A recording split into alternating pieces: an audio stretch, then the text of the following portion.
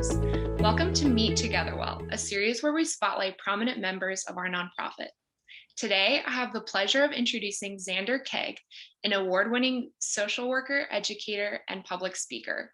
He's the recipient of both the State and National Social Worker of the Year Award for 2020, and he's also the recipient of the World Professional Association for Transgender Health's Harry Benjamin Distinguished Education Award.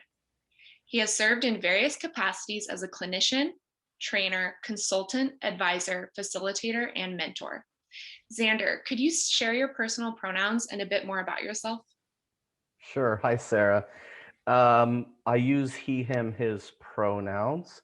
And so a little bit about me. I'm born and raised in Los Angeles. I'm first generation Mexican American. I am celebrating my 19th wedding anniversary this year, and we live in Orlando, Florida. Amazing. Cool. Thank you for sharing that. All right. Absolutely. So I want to start off by congratulating you for winning Social Worker of the Year. That's a huge honor. Thank you. Could you tell us about your journey to becoming a social worker and how you became a specialist involved in the LGBTQ community? Absolutely. Well, I was doing case management back in 2007, 8, 9, 10, around there. And I noticed that some of my peers and colleagues that were doing case management, some of them were social workers, and some, like myself, weren't social workers. And one of the things I noticed was that, one, they were getting paid more to kind of do the same job, and two, they had more opportunities for growth than I did. And so I was working for the state of California at the time, and we went into a furlough. So our pay was cut by 15%, and so was our working time was cut. And it was just so happened that right when that started to happen, my wife was a full-time student, and I wasn't earning enough money to pay the bills. And so I decided that I needed to find something else to do. And I moved into a temporary job with the federal government while I was going to figure out, like, what was I going to do next? Something more permanent, obviously. And the idea came to me like, oh, maybe I should do something like social work, right? Or maybe become a therapist. Or I looked into a bunch of different occupations like occupational therapist, vocational rehabilitation counselor. I looked into a bunch of school counselors, which are not social workers or therapists. Like, it's a whole different, occupation. And so I looked into that. And what I did was I looked at the professional associations for each of those professions, and I read what their code of ethics were. What their mission was, what they were striving to do in the world. And I really was attracted to this National Association of Social Workers code of ethics for social workers. And that's when I decided to pursue my master's of social work. Now, getting into working with LGBT community, that started very young, when I was a young teenager in Los Angeles. So I'm almost 55 years old. So that was many, many years ago. And so there weren't as many resources as there are now. For example, there weren't as many LGBT community centers. There definitely was not the internet. And so one of the things that I did was I found that in a town near me, there was an LGBT organization that had a pen pal club. And so I joined that and started writing letters back and forth with people that had said that they wanted to be pen pals with people. And so that's how I got started. Probably, how old was I? Maybe 15 or 16 years old at the time. Wow. Yeah, so that was my start into working in LGBT community. For people, I mean, it's not obvious just looking at me, but I'm a trans man. So when I was 15 or 16 years old writing letters, it was as a young lesbian, right? So Mhm. that's my starting place. Mm. I was born and raised and spent, the first 39 years of my life more in the female, community, so to speak, Right. lesbian community. So that was the start. And then from there, I just became involved in a lot of different things. And in the 80s, I was in the military, so I kind of kept a low profile as far as activism, because it's not really what you do when you're in the military. But in the 90s, I got more involved in some more grassroots activist organizations like Lesbian Avengers and Queer Nation. So some more quote unquote radical stuff. Um, I was in my 30s at the time. And I went to college in my 30s. So I was kind of a late bloomer. So I was doing these more radical things and going to college in my 30s. And I've done many, many things since then, but that's basically the start of it. Wow. Okay. So it speaks to you on a personal level, and now you are helping others in the community. That's special. Yeah, because I mean, when I was doing, say, advocacy or activism in lesbian community, it was in different contexts. So, like maybe I was working with older women who were diagnosed with breast cancer, and so I was providing in-home support services for them. Or maybe I was part of a gay youth alliance, like in San Diego, I was part of a gay youth organization, and we did activities and events together. And I would most often what I did was I was involved in speakers bureaus, so I would go into classrooms, high school classrooms, college classrooms, graduate school classrooms, and I would speak to students. I would answer their questions about, sexual orientation and family and coming out, those kinds of things. So in the trans community, it's kind of similar because I've walked the path, and so I've been able to do work in the community now as a social worker with trans people. That's really what got the attention of my colleagues who nominated me for the Social Worker of the Year for California in 2018, which then led to me to being selected for the National Social Worker of the Year. It was my work with and for and on behalf of the trans community. Right. Well, that's so special. I'm so glad that you were awarded that. And it sounds like you've done a lot of hard work to get yourself to where you are. It doesn't feel hard to me, right? I'm I'm I, I'm a very resilient person. So um, I could I could give you a long list of all of the adverse experiences I've had and all of the traumas I've experienced, but that's not what I want to say about myself, right? What I want to say about myself is that I had enough people, meaning at least two, in my case, people um, who showed me attention in the way that was meaningful. They took an interest in me, they encouraged me. And because of that, I was able to get up and out of probably what was going to be a life that ended in suicide or some crime.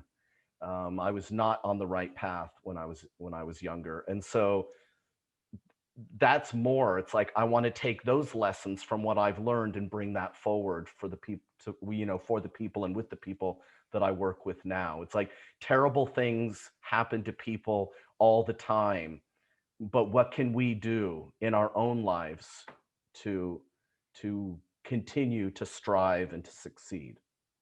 Absolutely. Absolutely. Um, so what are the qualities that make for excellence in the field of social work? Oh boy.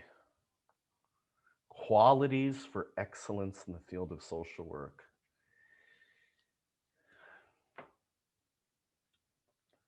Well, if I narrow it down to what really matters, in my opinion, of course, regardless of the type of social work you do, it's one of the things I love about the field of social work is you could be a school social worker, a medical social worker, a hospice social worker, right? Private practice psychotherapist. There's so many things you could do. But when it gets narrowed down, you know, it's what you learn in the MSW program, like first year, maybe even first semester, which is that you treat people with dignity and respect. You um, you you are attentive to what's called the person in the environment. So you take into consideration who you're working with and what their life experience has been, and what their life experience is currently and where they say where they want to go. What do they need, right? It's not me applying my prescriptive notions to them.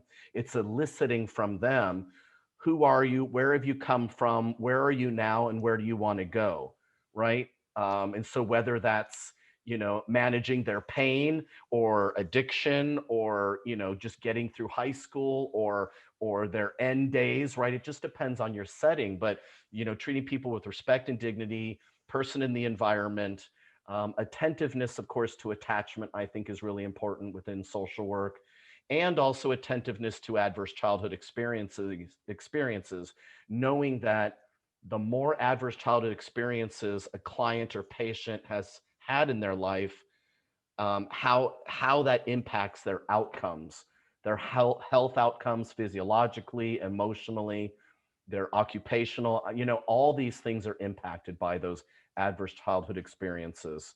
But they're also not things that have to necessarily um, keep us on that track to having a shorter lifespan or a less healthy lifespan, right? We don't have to continue to, misuse prescription medications, right? We can get the help that we need. We can be that person who provides that help.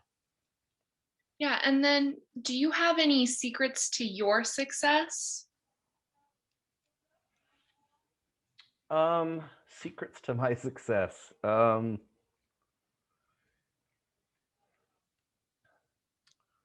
Hmm.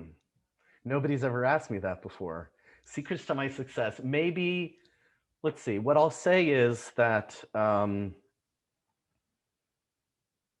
feel like what I've been able to do, what I've been capable of doing, is taking the experiences of my early life and combining them with the experiences of my later life, the education that I've been able to accumulate. Like, I'm a high school dropout that was in special education, but I was able to go to college and get 3 graduate degrees, with the accompanying student debt, of course.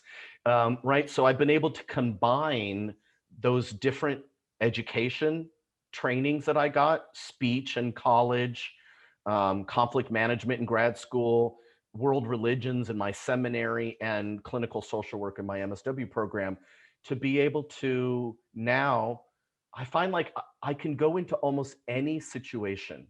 I can encounter almost any kind of people or person and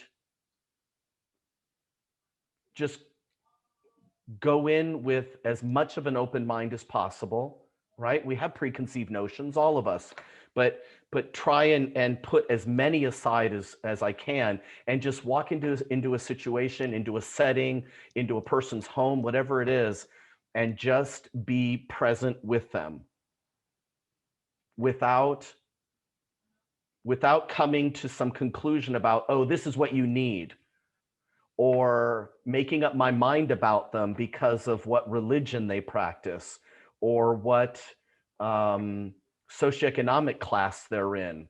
And I mean that on both directions. What I guess if I were to put it into a nutshell, I'd say I walk down the middle path, right? As the Buddha would say, right? I walk down the middle path, in that I don't have a special affinity for poor people over rich people, or one race over another, or one sexual orientation over another, or one ability, status over another. I see people as people, and all people have suffered to varying degrees, and I want to be able to meet people where they are. That's also a foundational tenet of social work, is to meet people where they are. And I think the way we do that, or the way I've done that, is by keeping an open mind, and being open to changing my own thoughts, my own beliefs, maybe just a little. It's not like I'm going to be, totally swept over to some other side of something, but so the more I've been open, the wider and wider my understanding has become. And I think that's been very, very helpful for me personally and professionally. I love that. I'm glad that you're able to see such a diverse client base, because you know, the LGBTQ community is, as far as I'm concerned, underserved and in need of a lot of support. And it sounds like you're able to provide a lot of support. Yeah, I mean there are many members of the LGBT community. We can't forget that, you know, there are billionaires and millionaires in the LGBT community who run their own businesses and have very strong, stable families. So I don't want to pathologize, you know, LGBT, you know, people's lives. But yes, for those who are not so happy and comfortable and surrounded and supported by, you know, a strong family, whether it's blood or chosen, there are going to be people who are in need. And I don't think it's necessary to be a member of the community to work with the community. I've never had an addiction, but I've worked in substance use disorder settings. So I don't think that we have to be an LGBT identified person to work with LGBT people. I think it helps, though, to have that basic understanding that you can't get from like a continuing education class. Um, but yeah, one of the things that I learned, my first job out of my MSW program was working at the Department of Veterans Affairs with males, with men, veterans, primarily from Vietnam era, who had been in combat, who were chronically homeless, had a lot of issues with mental health and addiction and their physical health.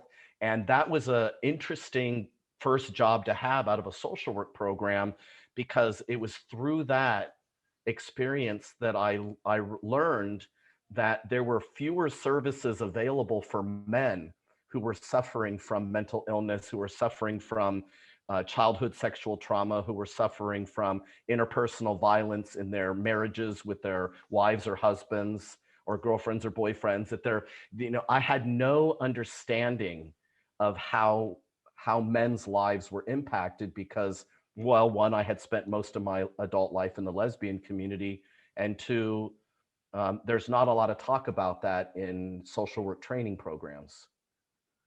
Hmm. Right? It's just not, it's not a focus. Right. I want to ask you about specifically trans people. What mental health obstacles do you see people who are trans facing? And are there common themes of struggle? Um,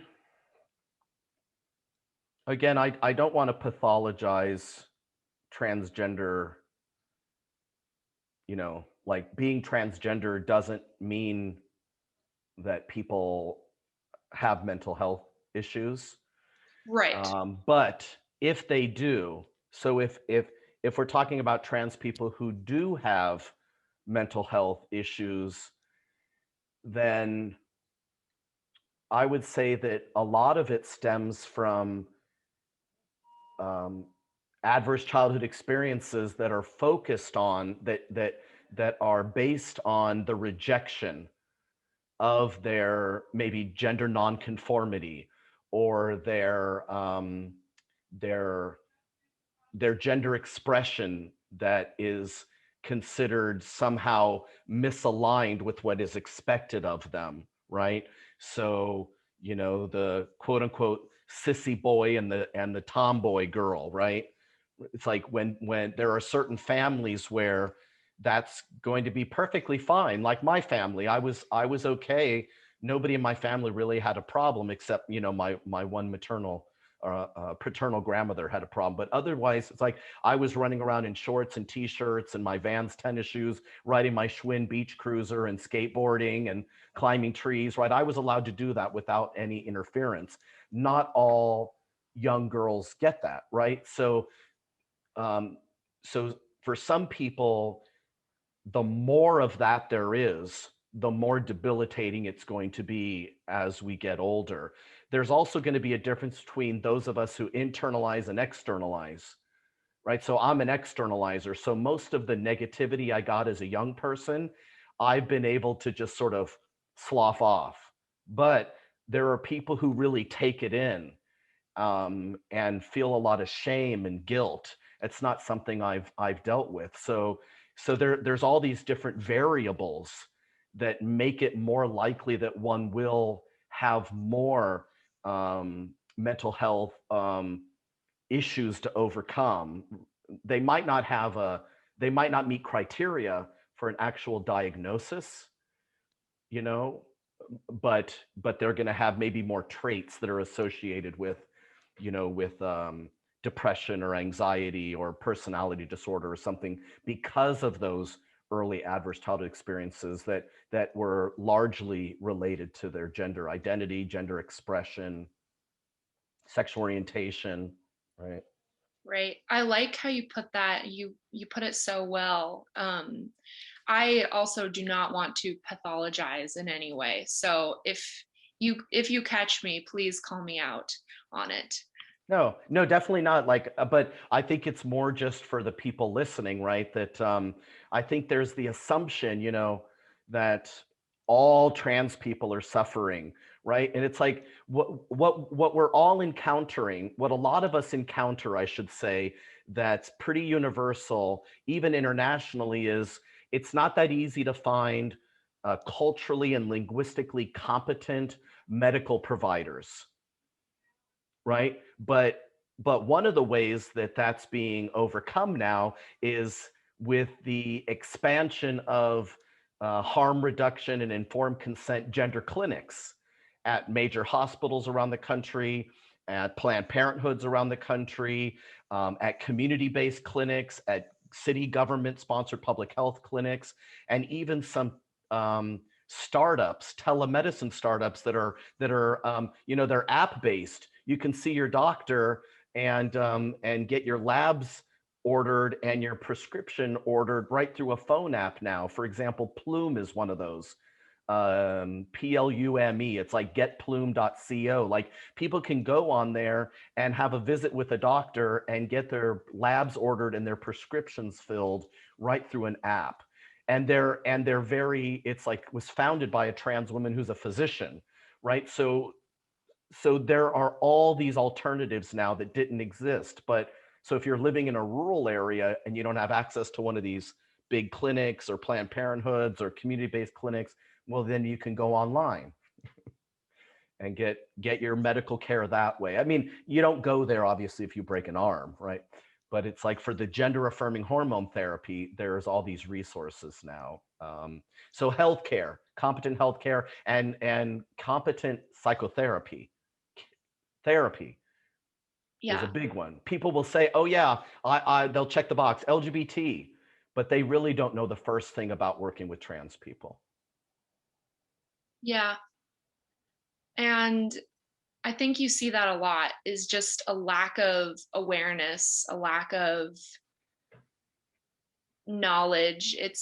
I think that it's getting better, but we're not there yet. Well, I think the issue is that yes, there are people who lack all sense of knowledge and have no interest in getting the knowledge.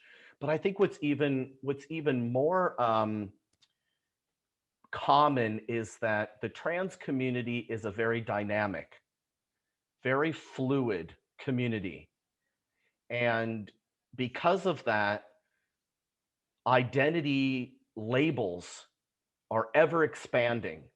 And it differs from one side of the country to the next. In the middle of the country, it differs based on, which racial and ethnic group you're talking to, which age group you're talking to, right? So it's like, it's probably at this point nearly impossible for anybody to be fully culturally aware because of that dynamism. So it might help for people to focus, perhaps, say, oh, I'm going to work with a certain section or population within the broader trans community. Because like it's different working with gay men than lesbian women, it's going to be different working with trans men versus trans women, or non-binary people assigned female at birth versus people who are genderqueer, right? These are very, very different peoples.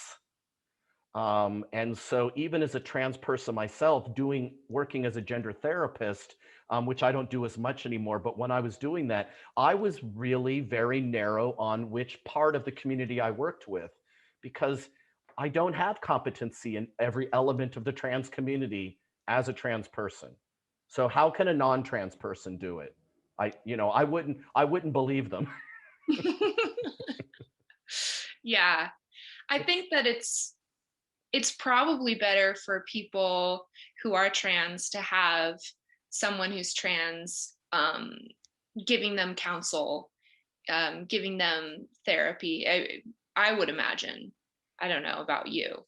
I think it can be, but again, you know, it's possible, and it wouldn't be intentional, but it's possible that there could be there could be a person who's part of a certain segment of the trans community who might say, come and see me, and I might not be able to provide them the best care, because there's parts of their identity, there's parts of their experience, there's parts of their internal world that I am not familiar with.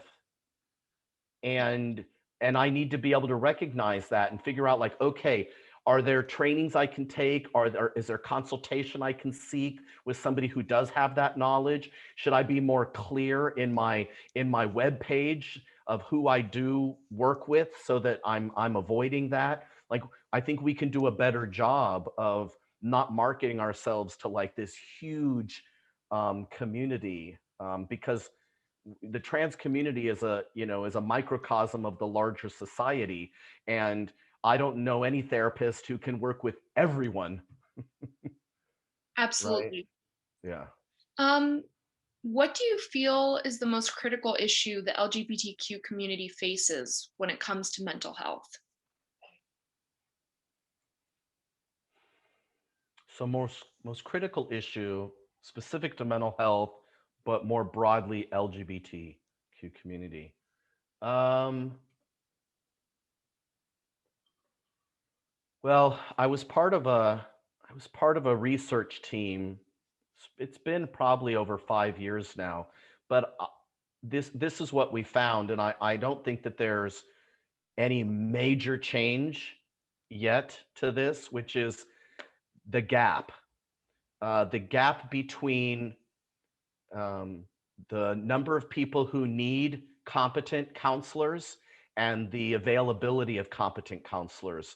And a lot of that has to do with there's there's just not enough time in our training programs, right? In our academic programs. It's like, I needed to learn about the history and the policy and developmental stages and theory and research. And there was a little bit of pieces here and there that were LGBT. And then I went off and did my first year internship and my second year internship. And there was a little bit here, a little bit there. But we really do need to um, also acquire a lot of continuing education. And so for people who don't have, who don't have the time or the bandwidth to do that, they do just what's required of them. There's just going to be this gap between what people need and what people are offering. And so I think there needs to be more attentiveness to building up that competency and that capacity. And there are entities in place to do that. People can go online to, I believe it's LGBTQ health education, maybe.org, maybe.com. And this is through the Fenway Institute back east, where it's like all these free webinars, and you can earn certificates and continuing education units that are LGBT specific on youth and adults and the elderly, and that are specific to trans and specific to gay and lesbian and bisexual rights, sexual orientation, gender identity. Like, these resources do exist, but the internet is it's such a deep well now. You've got to go a lot deeper to get water than you used to, right? There weren't as many resources, but now there's so many resources. It's hard to know what is reputable, what is applicable, what is contemporary, what is accurate. It's hard to know now. There's so many. There may be too many. And do you feel like it's adequately accessible? Do you think that mental health care services are? Well, yes and no. So there are plenty of services available that are no cost and low cost, that are provided by social service agencies, whether they're government or non-governmental agencies. The issue tends to be, though, that they're interns that are providing those services, or they're trainees, right? If in the marriage and family therapy circuit, or they're just out of school, they're unlicensed. Now they're being supervised, of course. I don't, I'm not bad mouthing internships and traineeships, but putting the least experienced clinicians in settings with people who probably have the highest need can sometimes not work very well. So there are lots of reasons, and then there are other reasons why people aren't going to be able to access them. Transportation issues, right? Maybe they are in a interpersonal, they're in a domestic violence situation and they can't get there. But then there's like all the online sources now. There's tons and tons of apps and websites where you can do video therapy, chat therapy, phone therapy, right? So all those things exist. And there's even group therapy now that's available on all these platforms, in person, on the web, on your phone. So I think now there's many, many more resources, but there's constantly new ones being added. And I don't know if that's because the other ones are at capacity, or people are like, nobody's doing this thing I want to do. So they start it, not realizing there's already somebody doing that exact same thing. So they have to specialize maybe into something. So I do think that there are enough resources available. The issue is, how do you find them? Where are they being marketed? How are they being marketed? Are they reaching out to the community in ways that the community can see them and access them? I think that might be something that we're having to deal with now, with all, it's like a proliferation of web-based resources, app-based resources, but are they being marketed and branded in a way that gets the audience they want? I think that you're right. I think you're spot on with that.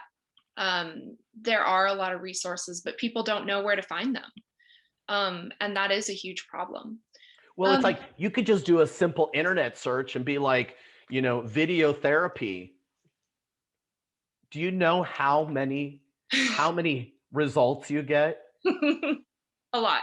What what do you do? Say, I'm going to go 3 pages in, and then I'm going to pick two, and I'm going to contact them. Like, how do you make that? Like, even going to the grocery store is overwhelming for people now. There's like, 12 different kinds of Cheerios, right? Like, so I think we might, we might be having people dealing with like decision making anxiety, choice anxiety, right? Because there's too many choices now. What is something you've realized in your practice that you would share with other mental health professionals? Well, I should be clear that I no longer do psychotherapy. I don't have a practice anymore. I'm working as a clinical consultant, where I'm doing in-person and virtual trainings where I combine wellness and mindfulness and belonging. And I'm doing that mostly in corporate sector for employees through an EAP program. So that's what I'm doing now for the most part. Could you repeat the question, though, about people in private Absolutely. practice? Yeah. What is something you've realized in your practice that you would share with other mental health professionals? Well, this isn't specific to when you're in have private practice. I would say this to, and it's not even specific to mental health providers. Um, Establishing boundaries with your space, boundaries with your time, boundaries with your emotion, boundaries with your thoughts, right? And holding to those boundaries. So if you're a parent, having good boundaries with your kid. if you're a clinician, having good boundaries with your clients, not overdoing for people, not taking on more work than you need to, like being really clear with your boundaries and making sure that you have self-care practices, not just self-comfort. It's fine to, have a piece of cake or watch your favorite Netflix show. That's nice and comforting, but we need to be taking care of our self-care. We need to work on finding ways to mediate, to reduce those stressors that are causing us the need to comfort ourselves. We need to practice self-care. That's very important. How do you see the mental health field changing, particularly as it pertains to healing within the LGBTQ community?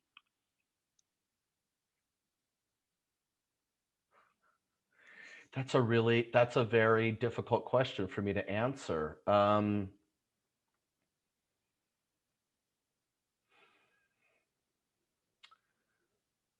What I'll say is my hope is that efforts to convert people out of their sexual orientation or gender identity becomes not very available, right? So conversion therapies, reparative therapies. My hope is that these options cease to be options in the future. But I would add that efforts to steer us away from our innate gender identities, our innate sexual orientations, don't just start when we enter the conversion therapist's office. They start at home with people, our parents in particular, or other caregivers who are attempting to dissuade us from our natural inclinations towards gender identity and sexual orientation. It happens with our school teachers in primary school, where their attempts to dissuade certain behaviors and certain activities, boys should do this and girls should do that. So it starts much younger. It also starts in some religious communities, it can start very early with attempts to to steer people away from what would be considered sinful lifestyle, that kind of, whether that be in Islamic or Jewish or Christian or Hindu or Buddhist traditions, they all have elements of that, all of them. It's not just Christianity. So, so it starts at home, it starts in school, and it starts in the churches, the synagogues, the mosques, and the temples. And so we can't just put all of the emphasis on, the therapists who are doing reparative and conversion therapies, because a lot of them are in practice because people who are now adults who went through those experiences as children have a lot of internalized homophobia, biphobia, transphobia, and they're seeking those services out. They're seeking them out. It's different when parents take children to conversion therapists or reparative therapists, but when adults are seeking it out themselves, it's because of that earlier life influence, the harm that was created back then. So we need to be able to have, again, highly competent clinicians where these individuals in particular can go and not be additionally harmed by an LGBT therapist who thinks that their clients wanting to be a person of faith is harmful to them, right? So this competency is very nuanced, right? You can be a trans person who's binary in your gender identity, and you want to be a person of faith. You believe yourself to be a believer in Jesus Christ. I mean, like some kind of language like that. I wouldn't want to send that person to an LGBT identified therapist who tries to shame that person out of their faith. The same as I wouldn't want to send an LGBT person to a reparative therapist who wants to shame them out of their sexual orientation or gender identity, right? I think both are harmful. They do harm. Absolutely. Um, is there anything else you would like to add or share with our viewers today, or plugging your workshops? Well, most of my workshops, and unfortunately for your audience, are private because they're through my contract clients. But I do workshops at various trans conferences, which are mostly virtual now, so they're very easy to attend. They still cost money though, right, to pay for the conference. So I am hopefully going to be able to present one or two workshops for the National Association for Social Workers Florida chapter, the NASW Florida chapter conference that's coming up. I believe it's in September. If not, it's sometime in the summer. I don't have the exact dates in my mind. But at various trans conferences, they might see me as a presenter. Um, what would I want to leave people with? Was that the Mm-hmm. first part of the question? Mm-hmm. Well, I said something a little bit earlier about how the trans community is a microcosm of the broader society. And what I really mean by that is that we come from all racial, ethnic, socioeconomic, religious, geographic locations, identities, experiences. And so our lives are very much made up of these various components. And so what I want people to know is that if you work with a transgender client or a person who identifies as trans or some part of gender diversity, gender non-conforming community, that's all you might know about the trans community, and it only applies to that person and maybe a few other people. Like, working with that person doesn't mean that you can just all of a sudden come into a room where I'm your client and you can just transfer all that information over to me. So just know that as beautiful and maybe frustrating as that is, we're very, very much a complex and diverse and fluid community. And to have fun with that, to have fun with it. You don't have to, you just know, I said it already, you will probably never be fully competent and be on top of exactly what terms to use, because as soon as you feel like you do, they're going to change again, or more are going to get added on. So just be okay with that. Just sort of navigate through that. Navigate through it like you would teach your clients to navigate through their uncertainty and their uncomfortability. We have to do it ourselves. I love that. Thank you so much. You're Um, welcome. Thank you so much for being with us today. It was really a pleasure to talk to you and pick your brain and get lots of new knowledge for our audience and just for myself as well. I really enjoyed having you. Absolutely. Well, thank you for inviting me. And yeah, I mean, I hope there's a piece here or there that people can take away. I mean, you just never know. It's sort of like, you sow the seeds and some take root and some don't. So, but I just, there's a person out there who got one thing. That's good enough for me. Yeah. Um, okay, so for those of you viewing, please check out Zander's workshop for the third Thursday for therapists on the TogetherWell platform. It will be available after April. And yeah, for more information about our events, please visit our events calendar. And that's the show.